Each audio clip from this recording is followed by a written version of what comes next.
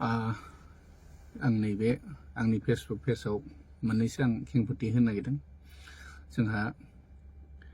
बयजोंबो हांख्रायनानै लाबोजाग्रा मेल मिटिं, धर्मनि मिटिं,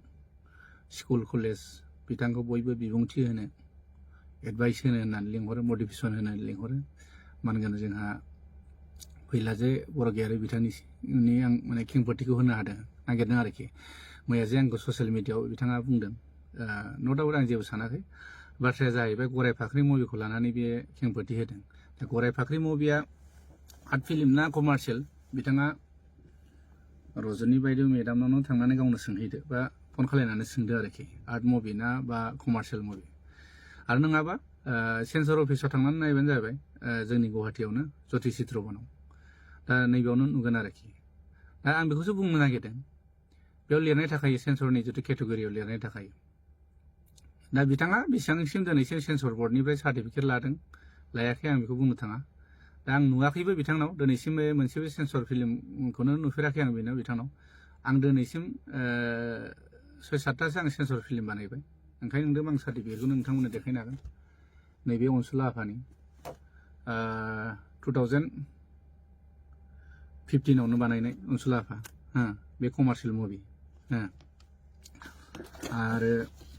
लोगोसे आं खोन्थाबावनो नागिरदों, सिमांनि हौवा गोदान, सिमांनि हौवा गोदान, बिथांमोना बेखौबो नुगोन, बेखौ नायबानो नुगोन आरोखि, कमार्शियेल ना आर्ट फिल्म बेबो। आरो लोगोसे नैबे दं सनानि न'खर, आंनि 2018नि सिनेमा, बेयावबो मिन्थिगोन आरो हिर'नि दं, हिर'नि सार्टिफिकेटआ माने बेलेगाव थाबाय। आं नायनो दङ, नांगौबा आं नोंथांमोननो होनो हागोन, आरो फिल्मखौ नायबानो नोंथांमोन मोनथिगोन आरोखि। थांखि गैयै समाज, बेखौबो आं सेन्सर खालायदों। आरो लोगोसे थैसाम पार्ट 2नि जिथु टिजार, बेयाव दङ 35 सेकेन्ड, बेखौबो आङो सेन्सर खालायदों। आरो लोगोसे नैबे दं थैसाम पार्ट 2निनो ट्रेलार, जिथुनाखि डिउरेसना जाहैबाय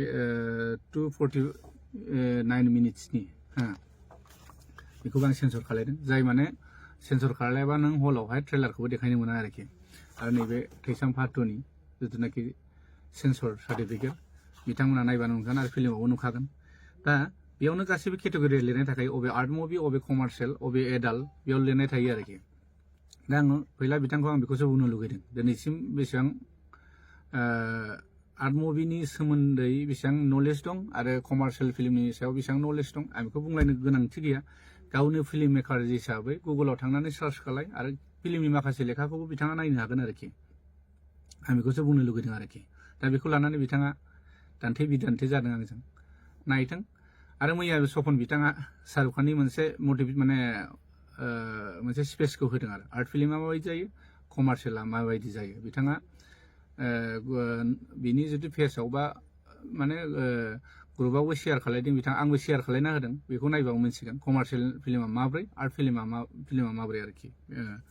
बे मोनसे थांबाय। आरो मोनसेया जाहैबाय जयन्त नार्जारिनि खोथाखौ लानानै बुंदों।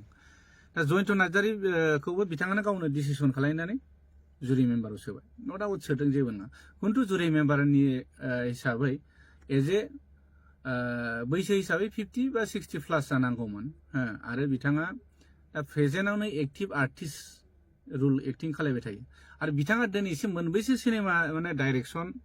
स्ट'रि, स्क्रिप्ट लिरदों, आं बेखौ नुफेराखै। खमसे खम 4-6थासो डाइरेक्सन, स्ट'रि नलेज थानाय जानांगोन आरोखि। दा जों जिथु नुबाय, जों जिथु फिल्मनि जिथु लेखाफोर थायो नालाय, बेखौ जों फरायना मोनदों। गुगोलाव सार्च खालायबा मोनगोन आरोखि। आजिखालिथ' गुगोलाव थाजोबो। दा गावनो हारसिं डिसिसन लाबाय, बेखौबो सोबाय, बेथ' जानाङामोन। आरो बाथ्राया जाहैबाय, आंनि दा थैसाम 2 मुभिनि जितु बेस्ट डाइरेक्सननि जितु आङो नमिनेट मोननांगौमोन, बेखौ मोननाय मोननि खारना जाहैबाय, आङो जिथुनाखि एवार्डनि साननैसो बा साननै सिगाङावनो आं मिन्थिबाय जे जुरि मेम्बारनिफ्रायनो खोथाया बेलेग आउट जानाय। जोंबो मानसि दं, जोंनिबो माने जोंखौबो मोजां मोनग्रा मानसि दं। बिथांमोनानो बुंबाय जे रबि नार्जारिनि कपि सिनेमाखौ जों नाया, एवार्ड होआ होननाय। बेखौबो गावसोरनो बुंना लाबाय। आरो न' डाउट नायाबा जेबो नङा, आंनि 3000 जिथुनाखि एवार्डनि नामाव फिस लायोमोन बेखौबो लानांगौ हरफिननो हायोमोन नाया होननानै हरफिननाङो आं जेबो गाज्रि सानामोन दिनै मानो नोंसिनिफ्राय खोथाया लिक आउट जाबाय थाखो नैबेनि थाखायसो आं बिबुंथिखौ होनो गोनां जादों आरो मेन बाथ्राया मोनसे खोथाया जाहैबाय फैला MCLA जिथुनाखि जयन्त नार्जारिया गावनो एक्टिं खालायदों बे सिनेमाखौ बियो पार्टिसिपेट खालायनो होआखै होनदोंमोन हा माने हराखै जाहैदों दा हराखैब्ला नैबेखौ नायदो नैबे मेगाजिन बे मेगाजिना थांनाय नैबे 6थि सेरेमनि एवार्डनि थाखाय बानायनाय आरोखि दा बेयावनो रोखा दं नै रायजोफोर नाय फैला MCLA सावथुनखौ नायदो नोंथांमोना बेयावनो नुबाय आरोखि दा फैला MCLA सावथुना बेयावनो रोखा रोखा 6थि फिल्म एवार्डआव पार्टिसिपेट खालायनाय दंखाथारो होमबा मा हिसाबै बेयो आंनि सिनेमाखौ आं पार्टिसिपेट खालायाखै होनो हागोन जेबो साना माने खोथाया बेहा बुंबानो जायो नालाय टेलेन्टेड मानसिनि आरो मटिभेसन होग्रा जायनाखि स्कुल कलेजाव बिथांखौ मटिभेसन खालायनो स्पेस होनो बिबुंथि होनो माने लेंहरो नालाय आलासि हिसाबै बे हिसाबै बे थगायनाय मानायखौ जेबो साना माने माने जेबो साना आरो सोरखौबा मोसा लख्रा सैमा सोरबा बोरमा बे बुंनाया बेहा जेबो साना माने बिनि बुंनांगौ मटिभेसनसो माने गथ'फोरखौ बिदि स्पेस होबोयै जादों आं खोनायाखै खिन्थु आं बे साननाय आरो आंनि दा साननायाव आं बिदि नुहुरदों आरो माने गथ'फोरखौ बिदि मटिभेसन होबोयो नामा बेबा स्पेस होफैयो नामा नैबे आरोखि दा आरो मोनसे भुल खालायबाय जयन्त नार्जारिनि खोथाखौ आं बुंबावनो जयन्त नार्जारिनि थानायनि थाखाय दिनै सानसोरां खाख्लारिया बेस्ट डाइरेक्टर जुरि एवार्ड मोनदों खांख्रायावनो बे खांख्राइखौ आं नायाखै आं एसे नायदों खिन्थु आं डाइरेक्ट होनखायो आं इन्ट्रेस्ट मोनाखै दै माने इनसाल्ट खालायनाय नङा रायजोफोरनाव नायबाबो सोंबाबो मोनसिगोन बे खांख्राइनि डाइरेक्सना बेसेबां स्पेसियल जादों जायाखै बे रायजोफ्रानो नुदों बेखौ बोरै सानसोरां खाख्लारिखौ बेस्ट जुरि माने बेस्ट डाइरेक्टर जुरि एवार्ड बोरै होनो मोनखो बेखौ आसुरित मोनदां बेखौथ' बे केटेगरि एवार्ड होनाय केटेगरि जितु बेस्ट डाइरेक्टर जुरि एवार्डखौथ' कुनु सेन्ट्रेल मेम्बार प्लास डिस्ट्रिक्ट मेम्बारखौथ' पास खालायाखैमोन फट करि गोसो बायदि बोरै जानो हाखो बेथ' जयन्तनि आखाइ दं होननानै निश्चय जों बयबो मिथिखायो दिनैसिम सानसोरां खाख्लारिया मोनबेसे सिनेमा बानायदों मोनबेसे बर' सावथुनाव डाइरेक्सन होनानै बेसेबां कन्ट्रिबिउसन होनाय दं दिनै नाय मन्जिल सारमोना आजि 30-40थासो सिनेमा बानायदों जों उन्दैनिफ्रायनो मोगथां गोराजोनि खोनासि सल' माने गोबां सिनेमा दं आरोखि बिराद हिट सिनेमा बानायदों दिनै नाय सिराज बाग्लारि सारमोनखौ नाय बिथांमोना बिराद मोजां मुभि बानायबोदों बिसोरो बिथांमोननोथ' बे एवार्डखौ निश्चय होनो हायोमोन रजेन नार्जारि सार बिथांमोनाबोथ' गोबां सावथुन बानायबोबाय आरो सार प्रबिन गयारि सार बिथांमोन दं बिथांमोनाबोथ' गोबां फिल्म डाइरेक्सन होबाय फिल्मनि नामाव बर' फिल्मनि नामाव गोबां माने बिसोराबो कन्ट्रिबिउसन दं आरोखि दा दिनै एवार्डखौथ' बिसोरनो होनो हायोमोन ना बे जुदि केटेगरिखौ बानायदों जेब्ला जेबो नङा बानायदों होनो हायोमोन ना दिनै मानो होनाखै फुराना मानसिफोरखौ मानो नासयबाय थादों माने जेनेबा दा जयन्त नार्जारिया गावजों दा क्लस नालाय सानसोरां खाख्लारिया बेनो बेस्ट डाइरेक्टर जुरि एवार्डखौ बोरै होनो मोनखो नैबे मोनसे आरो बिसोर माने 50-50 माने शेयारबो जानो हागौथ' थाखा फैसानि खोथा नैबे आरोखि दा आरो मोनसे खोथाबाव आं क'क्राझारनिफ्रायनो गावसिनि एरियानि गावनि न'खरनिफ्रायनो खोनानो मोनदों क'क्राझारनिफ्रायनो आं खोनानो मोननाया मोनसे सिनेमा आरो राफोदथाय सिनेमा होनो राफोदथाय सिनेमा जाय सिनेमायावहाय जुरि मेम्बार हिसाबै सेलेक्ट खालामदों जाहैबाय सर्ट मुभि बेयावहाय आरोखि बेखौ जाज हिसाबै जयन्त नार्जारिखौ लादों जाहैबाय जयन्त नार्जारिया राफोदथाय सिनेमायावनो गावनि भइस अभार रेकर्ड माने भइस अभार दं जाहैबाय बेकग्राउन्ड भइसआव होमबा बेथ' गावनि सिनेमाखौ सेलेक्ट खालायखागोन ना निस्सय बिनि थाखायनो गाज्रि मोनलायनानै दिनै क'क्राझारनि माखासे पुराना आर्टिस्टफ्राबो फैयाखै जाहैबाय आरो बे खोथाखौ आंबो माने बयबो शेयार खालायदों गावसिनि माने क'क्राझार डिस्ट्रिक्टनिफ्रायनो जोंखौबो मोजां मोननाय मानसिफ्रा बिदिनो शेयार खालायहरदों आरो होमबा दिनै बे मानसिया कन्ट्रिबिउसन माने बेयावहाय कन्ट्राभार्सि जागासिनो होमबा बेबायदि मानसिखौ बोरैहाय जुरि मेम्बाराव होनांगौ होनो माने नैबेबायदि खोथा फैदों आरो दिनैसिम जुदि जुरि मेम्बारा बेबायदि स्टाइलाव थांबाय थायोब्ला फैगौ प्रडिउसारफ्रा रावबो फिल्म एवार्डनि नामाव गावनि फिल्मखौ दैथायहरनाय नङा मानो होनब्ला दिनै जों प्रडिउसार हा नङाब्ला फिल्मखौ बानायाबा बिसोर जोंनि बोरै एवार्ड होनो हाखो बिसाया बोरै एवार्ड होनो हागोन नैबे आरो खोथाया दा ओंखायनो साननो लागिया जाना दं आरो खोथाया आरो मोनसे बाथ्राया बेनो मोनसे फेसबुक पेजाव नुदां एम अख्रां बर'नाव बिथाङा फैलानि सोमोन्दै लिरदों आरोखि बेयाव बिथाङा लिरनाय दं 2021 हा बे इयारनि आरो बिथाङा बेयाव 9 लाख फैसा बख'नानै जादों जाहैबाय फिल्मनि नामै ना मानि नामै मिन्थिया बिटिआर गभर्नमेन्टनिफ्राय आरो फिल्मनि नामाव जानो हागौ ओमफ्राय 2023-24 नि बिथाङा बेयावहाय 29 लाख बिथाङा फिल्मनि नामाव बेखौबो बख'ना जादों अब्ला गोबां फिल्म बानायग्रा मेकारफोर दं बेल' नामा फिल्मनि फैसा जानो बा फिल्मनि नामाव फैसा बख'नानै जानो दा बेखौनो सिन्था खालामनानै नाय आरो माने आरो बेबो दिनै सपन कुमार बिथाङाबो लिरदों गावनि फेसबुकाव पेजाव हा बे लिरदों बोसोरथाम कन्ट्राबेसि जाखो बोरै माने दिनै बर्मानिफ्रायनो जाबोदों बर्मायाव एवार्ड खुंबाय बे बर्मायाव एवार्ड खुंनायावबो मा जाबाय बेस्ट डाइरेक्टर जिथुनाखि बेस्ट डाइरेक्टरखौबो आब' रजनी मेदामासोमोन आरोखि दा बे खोथाखौबो गावबो मिथिखाबाय आरोखि माने रजनी मेदामाबो मिथिखाबाय दा बे हिसाबै बे एवार्डखौ गाव फैनो हायैनि थाखाय मेदाम अनजालि दैमारिखौ माने फाथायहरबाय आरोखि एवार्ड फांसननि नामाव बेस्ट डाइरेक्टरनि माने जितु एवार्डखौ नों रिसिभ खालायदो होनलायनानै जेब्ला एनाउन्स होयो अब्ला पंकज लाहारिनि नाम ओंखारबाय बेयावथ' आसुरित जाबाय बिनि थाखाय फेसबुकाव बेसेबांबा गोलाव मेदाम रजनीयाबो लिरबाय आरो माने बेयाव बोरै जानो मोनखो बे पलिटिक्स हाबनो मोनखो होननानै दा बेखौ होननानै बे खोथाखौ मिन्थिनानै जोंहा पंकज लाहारि बिथाङाबो आं बायनाय एवार्डखौ मानो लानो होननानै फेसबुक पेजाव बिराद माने गोलाव लिरबाय आरोखि दा दिनै बिदियाव कन्ट्राबेसि जाबाय थादों आरोखि जाय बे खोथाया गावसिनि जुरि मेम्बारनिफ्रायनो ओंखारदोंमोन आरोखि जुरि मेम्बारनिफ्राय ओंखारनायाव दा खोथाया बोरै सार मन्जिल सारनिफ्राय लिक जादों होननानै बेयाव सपन बिथाङाथ' आं मिथिनायाव बिदि बुंदों आरोखि दा बे हिसाबै बेखौ जुरि मेम्बारनिफ्राय उइदाउट एप्लिकेसन बा सावरायालासेनो बेखौ बोख्लायलायबाय माने आरो जोंनिथिं सानजाहा मोनसे जुरि बर्डनि माने बिदिनो मेम्बार फाथिदोंमोन बिनान्द मोसाहारि जेनाखि जोंनि मानगोनां सिंगार फुंजाफा होनो बिथांखौबो जुरि बर्डनिफ्राय बेयो बारावनो बोख्लायबाय माने खुनु डिस्ट्रिक्टनि माने सोङालासेनो सेन्ट्रेलावबो पास जायालासेनो बिथां सानैखौ बोख्लायबाय आरो आसुरित मोनबाय मन्जिल साराबो आसुरित मोनबाय आंखौ मानो बोख्लायखो नैबे खेथ्रआव आरो बेयावबो बिसोर कन्ट्रभारसि जाबाय आरो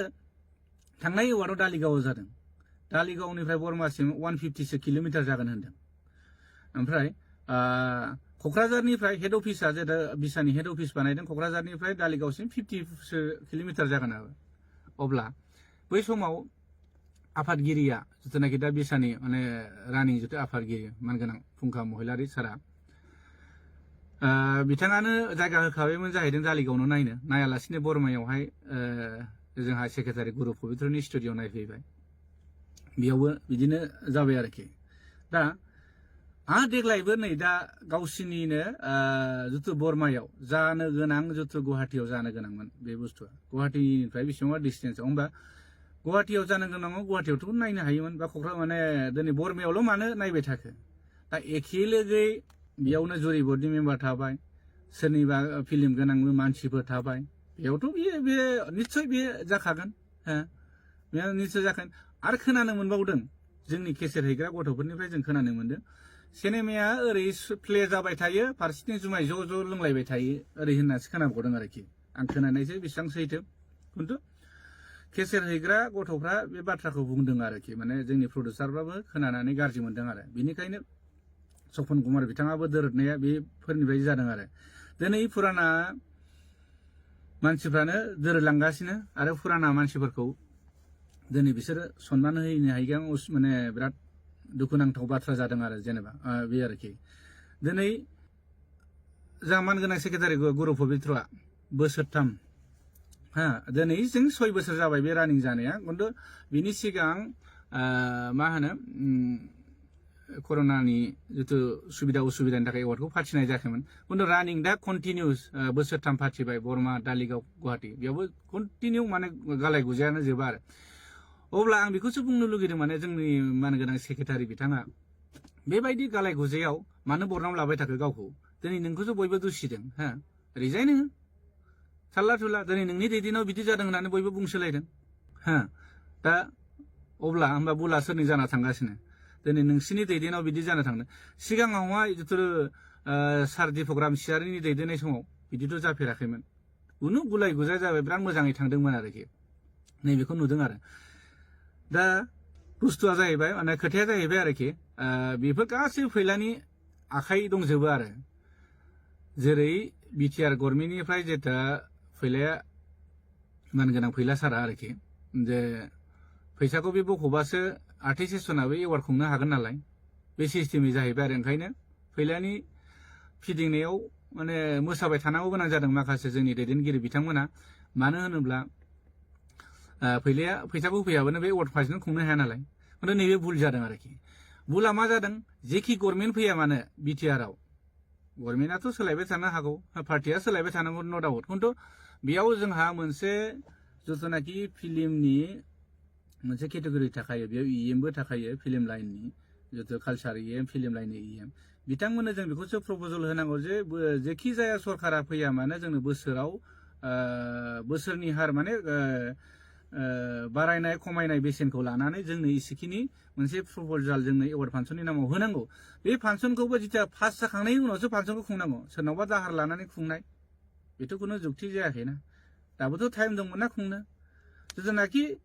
दिनै बिसाया हाखु दाखु बे फांसनखौ खुंनो हादोंब्ला फैगौ एवार्ड फांसननि थाखाय दानिफ्रायनो थाबायनो हायोना दिनै बिसाया मैया दाख्लै एवार्ड फांसन खुंबाय मोजां जादों फांसन खुंनायखौ जों बयबो गोजोननाय मोनदों मानो होनबा जोंनि फैगौ जेनेरेसननि जोंनि आर्टिस्टफोरा जितु आपग्रेड माने कम्पिटिसननि सायाव सोनारो नालाय बेबो थांबाय दिनै एवार्ड फांसन खुंनायनि उनाव गाबोन समफोरनिफ्रायनो बिसाया सिरि दिनैसिम खै बोसोर जाखो बिसाया जेनेबा दासिमबो जेबो डेभेलप नुहुराखै आरो बे बाथ्राखौ माने नुगासिनो आरोखि माने एवार्ड फांसनाव फैसा थाखानि खोथा थाहैबाय नालाय बेयाव थैसोमथारो आरोखि हा ओमफ्राय उनावहायथाय जिथुनाखि मावलांनांगौ हाबा आर्टिस्टआ बोरै सोलिनांगौ हा सिंगारफ्रा बोरै सोलिगोन आरो प्रडिउसारफ्रा फिल्म बानायनानै बोरै फैसा मोनफिनगोन मार्केटआव बेखौबोथ' सिन्था नुहुरनांगोन आरो मोनसे आं भुलखौ बेखौ नुहुरबाय थादों आरोखि दा जोंनियावथ' ओरैहाय आसामाव जोंनाथ' पारमिसन लालायनाङा डिसिनि सिनेमा देखायनायाव खिन्थु दा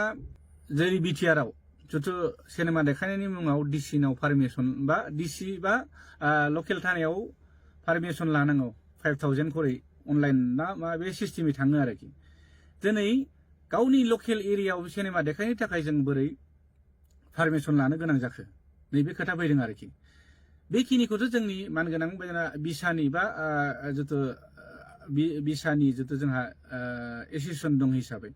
बिसायानो हेन्डेल खालायनांगौमोन जे जोंनि लकेल सिनेमा दिन्थिनायाव नोंथांमोना इसिबां रां लानो मोना लाबाबो मिनिमाम मेक्सिमाम माने 5,000 बुहुत बांद्राय आरो बे कमिटिया माने लस जानाय जायो आरोखि आं बेखौ नुहुरदों आरो बेफोरखौ जों मावनांगौ हाबाया बे बिसानि निस्सय बेफोरखौ नायनांगौ प्रडिउसारफ्रा मार्केटआव मा सोलिदों मा सोलिया बेफोरनि खोथा साननांगौ जादों एक्टर एक्ट्रेसआ बोरै फिउचाराव फिल्मजों जानो हागोन बेखौबोथ' साननांगौ गोनां जादों बेखौबोथ' साना एवार्ड फांसन खुंबाय बेनिफ्राय थांबाय आरोखि आरो मोनसे खोथा दाख्लै एवार्ड सेरेमनियाव होनदों जोंहा मानगोनां बिटिआरनि जितु सिबआ बुंलांदों 50 लाखसनि बाजेट होनदों दा 50 लाखसनि बाजेट खुंनो थांनायाव जा जोंनि माने डिस्ट्रिक्टनि जितु जा 16टा डिस्ट्रिक्टनि मानगोनां आफादगिरि नेहाथारियानो बे बाजेटखौ मिन्थिया आरोखि दिनै बयबो एवार्ड सेरेमनि होननानै जेनेबा बिटिआर सरकारा होदों होननानै बयबो लैहोर लैहोर थांदोंमोन मिनि खुसि रंजा गारि भारा लाना होननानै सोरबाथ' जेनेबा फ्रायानो जोंनि मानसिया पार्सनेल गारि गैया नालाय भारा लाना थांनो गोनां जादों दा बे हिसाबै खुसि खुसि थांबाय माने भारा मोनखागोन गारि भारा हरखागोन हिसाबै थांबाय जेब्ला फांसना जोब्बाय फोरसा खारबाय बेबायदि खोनादों आरो बिबानगिरिफ्रा खुनु सोर फैदों ना सोर गारि भारा मोनदों बेखौ मिथिया आंथ' कार्बि आलं पार्टिनिफ्राय खोनानो मोनदों बिसोर ट्रेभेलार लांदों पार्सनेल गारि गंसे ना गंनै लांदों टटेल 35,000सो खरस जादों आरो बिनि गेजेराव बिसोर मा हरदोंनो 6,000 दा बिथाङा जाय फैसा लाग्रा हरजाग्रा बिथाङा दुखुजोंनो माने मा खालायगोन मा मागोन होननानैसो सिन्था खालायबाय आरोखि ओमफ्राय बेबो मोनसे दुखु मोननानै फोरमायलांबाय कार्बि आंलंनि पार्टियाबो बिदिनो गफुरनिया गारि गंथाम लांदों बिसोरो गारि गंथामजों 11,000 थाखा हरदों जाहैबाय बेयावबो बिसोरबो दुखु मोननाय खोनादों दिनै बुंनोसो हायाखै बिसोरो आरो बिदिनो क'क्राझार पार्टि दं ओरै बिथां मिथुराम फंबायाबो बेबो बिराद दुखु मोनदों जाहैदों मोसानो लाबोदोंमोन बेबो रां मोनलाङाखै माने बांसिनानो मोनलाङाखै आरो बाथ्राया बेयाव मोनसे पार्टिसिपेटआ मोसानायनि नामावल' फैसा हरदोंनो बेयावबो होमबा मोनब्रै डिस्ट्रिक्टआवल' आर्टिस्ट थाबाय नामा ओरै होमबा मानोथो 16टा बा 16 जिल्लाखौ लानानै मानोथो नैबे बिसाखौ खुंनाय जायो होमब्ला जोंनि गफुर बा सिमोनसापुरनि सोरबा राङापारा सोरबा कार्बि आंलंनियाबोथ' बेयाव मोसाहैनो हानाय मानसि दंमोन ना दा बाथ्राया बे दिनै बेफोरनिबोथ' अडिटखौ होनाय नङा बिसोर जेसेबां जादों बे केलेंकारिया जाबाय थादों आरोखि ओंखायनो अडिटबो गैया बिनिफ्राय अडिटबो गैला ओमफ्राय मा जागोन आं बेखौनो सानदों जोंनि गफुराव खुंनानै नायफै आं ओंखामखौ सेस्था होजोबगोन 4 लाख 5 लाख थाङो आङो ओंखामखौ आं बानजोबगोन नोंसोर दाना गफुरसिम फैनानै गारि भाराखौ नायनायनायनो मोनसिगोन क'क्राझारनिफ्राय गफुरसिम फैबा बेसेबां जायो गुवाहाटीनिफ्राय फैबा बेसेबां जायो मुसलपुर बरमानिफ्राय फैबा गफुरसिम बेसेबां खरस थाङो नोंथांमोना बेखौ नुगोन आरो फैगोन बोसोराव खुंफै आं हेल्प होगोन गासैबो जानाय लोंनाय गासैबो जेसेबां थाङो बोथिनै बोथिथामबा आं बेदरजोंनो जाहोजोबगोन जोंनि गफुराव खुंफै जुदि गोहो दंब्ला गारि भाराखौ नोंसोरो जुदि बेयावनो मिथिगोन बेसेबां गारि भारा बेसेबां खरस थाङो बेसेबां माने डिस्टेन्सनि सायाव बेसेबां थाव खामो जोंबोथ' गारि सालायनाय मानसि जोंबो मिथियो दा बेफोरखौ लानानै माखासे डिस्ट्रिक्टनि मानगोनां आफादगिरि नेहाथारिफ्राबो दुखु फोरमायदों बिसोरथ' होनदों माने बेबायदि आफादाव थाबाय थायोबा माने आफादखौथ' जों गाज्रि मोना बिसाखौ खिन्थु माखासे दैदेनगिरिनि बेले बेजेयाव जाबाय थादों मेन टारगेटआ दा फैलाया आर्टिस्टखौ फिदिंबाय थायो माने फिदिंबाय नासय माने मोसाहोबाय थायो जेरावनाखि दाख्लैयो गुवाहाटीनि एगजिकिउटिभ मिटिङाव बे गावनो बुंनो गोनां जादों फैला सारा जे बिसायालायनो सोरबा फैलानि आन्दारावल' सोलिबाय थायो आरो निस्सय दिनै बे बाथ्राया नोंगौखायसो बे बाथ्राखौ बुंदों नों खोमायाव खोनानो मोनदों दा बेबायदि नोङो सासे बेसेबां बयजोंबो मान होजायो बयजोंबो सनमान होजायो बयजोंबो नोङो स्कुल कलेजाव नोंखौ धर्मनि मिथिङाव बिबुंथि होनो लिंहरो अब्ला नों बेबायदि गाज्रि मुंखौ लास्लायस्लाय बे आफादावहाय मानोथो लोब्बा थानो एक्टर हिसाबै एक्टिं खालाय नों बिसायावलाय माथो नांथाबबाय थादों दिनै थाखा फैसानि थाखायसो नांथाबबाय थादों आं बेखौ दिनै सिदा बुंनो गोनां जादों नों गाज्रिमोन दामोन आं बेखौ नट आउट दिनै नोंनि थाखायनो बयबो जाजोबदों होनना बयबो दिनै बुंनो हायियावसो बुङाखै माने आरो फैगा माने माखासे बिथांमोनाबो बुंगोन दिनै नों बुं आं बुंनायखौ गाज्रि मोननाङा नों फैला सार दा बाथ्राया जाहैबाय गासैनावबो लटारि गेले नोङो रावबोथ' डाइरेक्ट नोंखौ बुंनाय नङा नोंखौ बिबाननिफ्रायबा नोंखौ नैबे एवार्ड फांसनाव हाबसननाङा होननानै बुंनाय नङा नों लटारि गेले बयनिबो डिस्ट्रिक्टनि मानगोनां आफादगिरिफोरनि बिसोरनिफ्राय भटिं ला आंखौ मोजां मोनगोन ना मोना फैलाखौ मोजां मोनगोन ना मोना होननानै आरो जोंनि दा सालायनायखौ मोजां मोनदों ना मोनाखै बेखौ माने दाबो नों भटिं सिस्टेम नङा लटारि सिस्टेम गेले अब्लानो नोंनि रिजाल्टखौ मोनगोन सोर साबैसेया नोंखौ दिनै नोंनि बेबायदि एवार्ड फांसननि मुङाव बा फिल्मनि नामाव थाखा माने खालामनानै जाबाय थानायखौ आरोखि नों थांनाय बारावबो नोङो आदा मैथाखौ बिराद गाज्रि बुंहरदों जुमाय लोंनानै नोङो बेबोथ' बिराद दुखु मोनना थादों सानजानि हिसाबै दिनै सानजाहा प्रबिन बसुमतारिया बिथाङा गासैबो बिनि दैदेननायाव बेसेबां फिल्म बानायदों बे सिमोनसापुरि धेमाजियाव बिथांनिफ्राय सोरजिनाय दिनै जोंनि गफुराव नाय जोंनि गफुराव जों जिथु फिल्माव जोंहाबो बहुत कन्ट्रिबिउसन दं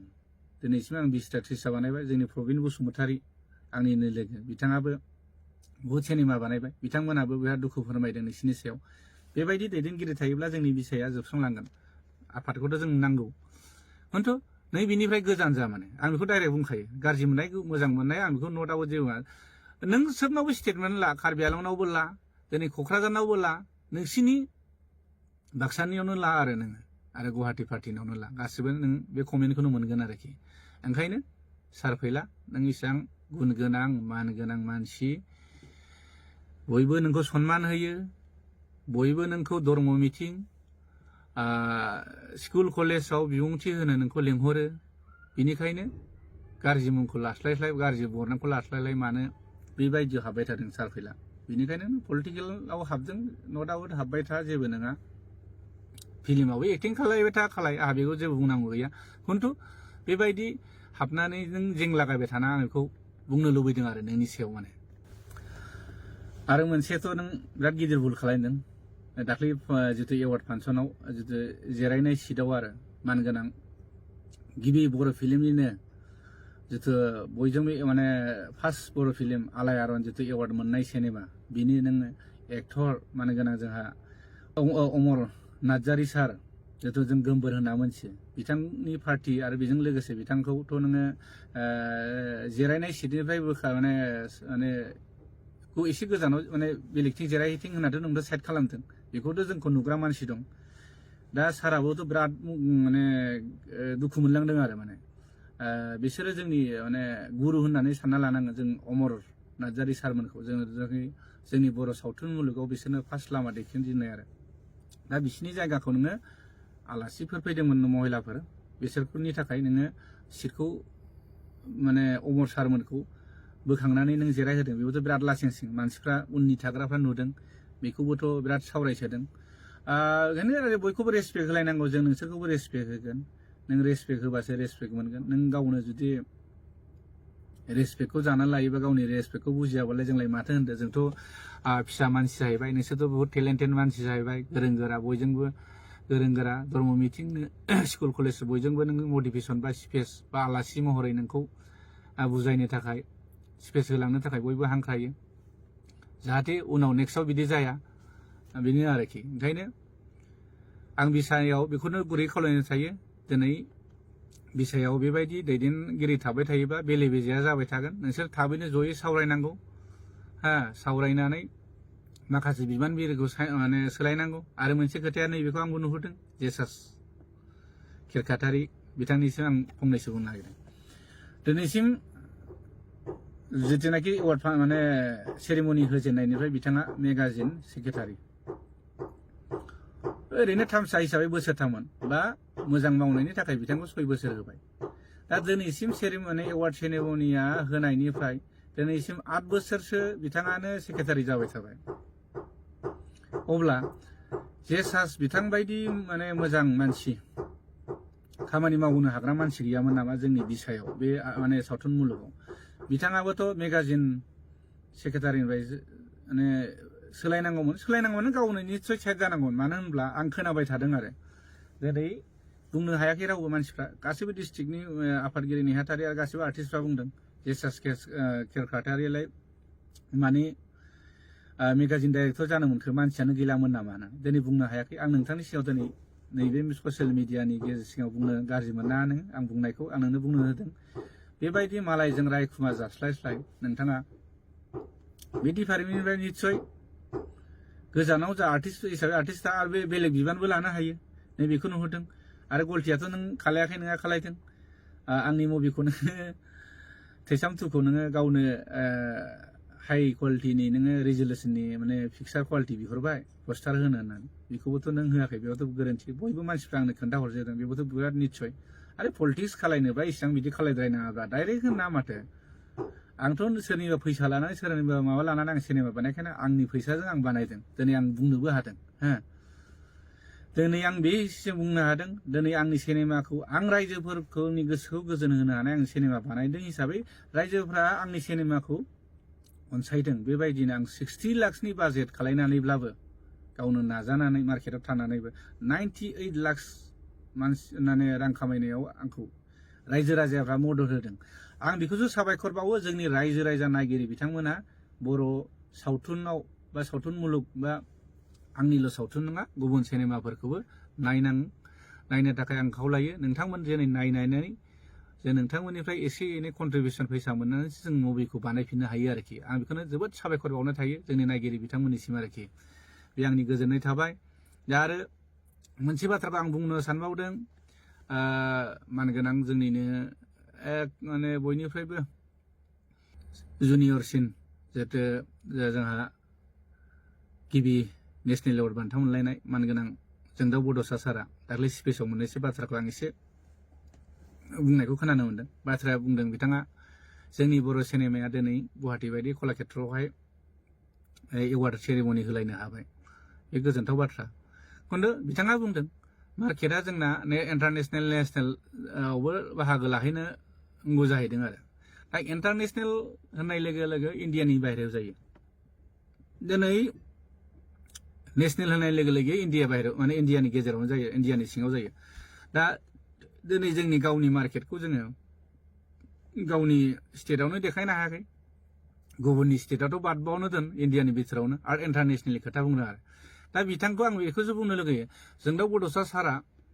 दिनैसिम मोनबेसे सिनेमाखौ बानायखो जेनेबा मोनथाम मोनब्रै बा मोनबायानो बानायबाय। प्रडिउसखौ दिनै मोनबेसे बिथाङा खालायखो प्रडिउस खालायनानै जे गावनि फैसा गारनानै बेसेबां जे सिनेमा बानायखो आं बेखौ नुवाखै आरोखि। बाथ्राया आं बेखौसो बुंनो सानदों दिनै गाव प्रडिउस खालायबा मिथिगौमोन फैसाया माबोरै रिटार्न फैयो अब्ला मिथिगौमोन आरो। दिनै जोंनि सिनेमाखौ जों मा खालायनांगौ गोनां जायो गोदोथ' बेयो जोङो मा मिथिं दावथिङाव जों केसेट फानलाबोनो गोनां जाबोदों आरो बिसोरजों जोङो बर' सावथुननि थाखाय जों नांसोबनाय मानसि आरो दा जिथुनाखि जोंनि मुभिखौ जोङो दा देखायनो जोंहा प्लेटफर्म गैया, सिनेमा हल गैया मा गैया। दिनै दंब्लाबो खोब खम आरो माने एरियायावहाय दिनै बङाइगाव क'क्राझार टंला बायदियाव जा बर' एरिया जायो। खिन्थु दा मार्केटआ बेसेबां गिदिर बेखौथ' नायनांबायना। जों गावनि एरियायावनो आसामावनो जोङो जोंनि सिनेमा हलावनो देखायनो हायाखै माने इन्टारनेसनेल खोथा बा नेसनेलनि खोथा सानखो। दिनै जोंनि फिल्म बानायग्राफ्रानो दिनै बेबायदि सेन्सर बर्डनि सार्टिफिकेटखौनो लाफेरा, बांसिनानो बहुत खम। होमबा बेखौ लाबासो नों हलाव देखायनो मोनगोन बा गुबुन स्टेटनि हलावबो देखायनो मोनगोन, अब्लासो नों इन्टारनेसनेलाव थांनो मोनगोन। दा बेफोरनि खोथाखौथ' जोंनि जुरि बर्डनि जिथु मानगोनां जोंदाव बड'सा साराबो साननांगौमोन आरो। दा उफाय गैया जों मा खालायनो गोनां जों फुजायाव जोङो मुभिखौ देखायो। बे फुजा समाव मा जायो बोथोरा गाज्रि अखा हायो। थांनाय बोसोरावबो थांनाय बाराव बहुत मोजां मोजां सिनेमा ओंखारदोंमोन, बिथांमोना बिराद लस जानाय ओंखारदों प्रडिउसारफ्रा, बाजेट गिदिर गिदिरनि सिनेमामोन। दा नैबे आरोखि जोंहा हलनि गोनांथिया बे। आरो दा जोंनियाव हला 6टा ना मोनबा हल जादों होनदों, रौता ओमफ्राय बागानपारा सिमला ओमफ्राय रुनिकाटा सेरफांगुरि बिदिनो 6टा ना मोनबा हल खुलिदों। दा नैबे जोंनि हलावबो जोंनि सिनेमायाथ' देखायनो मोननाय नङा। मानो देखायनो मोना होनबा जोंनि आर्टिस्ट एस'सियेसननि सार्टिफिकेटखौ लानानै बे सिनेमाखौथ' देखायनो मोना। मानो होनबा जोंनि आर्टिस्ट एस'सियेसननि सार्टिफिकेटआ जेबो भेलुआनो गैया। जास्ट जों जेनेबा मोनसे बिसानि बा मोनसे ससाइटिनि आन्दाराव होनायसो जों लायो आरोखि। दिनै बेफोरबायदि सेन्सर बर्डनि सार्टिफिकेट गैयाब्ला सिनेमा हलावबो दिन्थिनो होखाया आरोखि। होमब्ला गावनि सिनेमाखौ गावनि जायगायावनो देखायनो मोनाब्ला होमबा मा जानो, नैबे आरोखि। ओंखायनो आं बेखौबो बयखौबो बुजायो जोंनि प्रडिउसारफोरखौ, बयबो सेन्सर खालायनायनि नामावथ' बारा थाङा, 30,000 40,000 डिउरेसननि सायाव बारा 50,000 आरो। होमबा बेफोरखौ गारनो बानानै नोङो गावनि सिनेमाखौनो अपेनलि देखायनो हाया, गुबुन स्टेटआवबो देखायनोबो नों गिलं गिलं बेबायदि जायो आरोखि। दिनै आं जेरै हायद्राबाद सिनेमा हलाव देखायदों, बेंगलराव देखायदों, डिमापुराव देखायदों, इटानगराव देखायदों, बेबायदि देखायहैनो हानाय नङा आरोखि। खिन्थु आंखौल' आं बुंना लादों जादों बे नङा, आंनिबो भुल जागोन। खिन्थु आं बेखौसो मटिभेसन होयो आरो जोंनि जेना प्रडिउसारफोरखौ जाहाथे लस जानाङा। जेरै जोंनि दा बाजेट जिथुनाखि